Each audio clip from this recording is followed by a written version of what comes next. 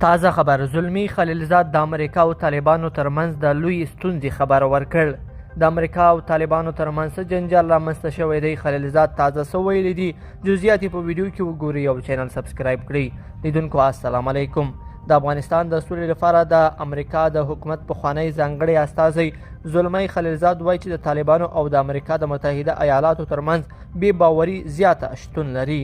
زلمی خلیلزاد د خپلې دندې څخه د استعفا وروسته په خپله لومړنۍ مرکه کې د خبریالې دې پوښتنې په ځواب کې چې کولی شو په طالبانو د القاعده په هکله باور وکړو، وویل چې لکه څنګه چې ما پخوا ویلي وو د امریکا او طالبانو ترمنځ بې باوري شتون لري، نو له همدې کبله نشو کولی یوازې د طالبانو په څرګندونو باندې باور وکړو.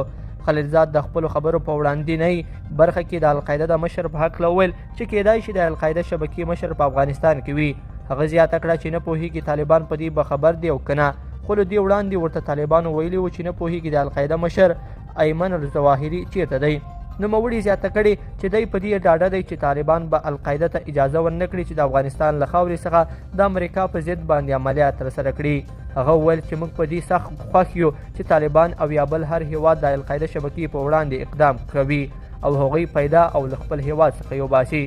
د زیاته کړه چې څه هم طالبان ورسره په دې هکله یو ځینو مواردو کې توافق کړی دی، خو د بل لوري د القاعده شبکې غړي ځینې داسې دي چې د شوروي د یرغل په وخت کې افغانستان ته تللي دي، هلته یې ودونه کړي دي او اوس هم هلته اولادونه او ژوند لري.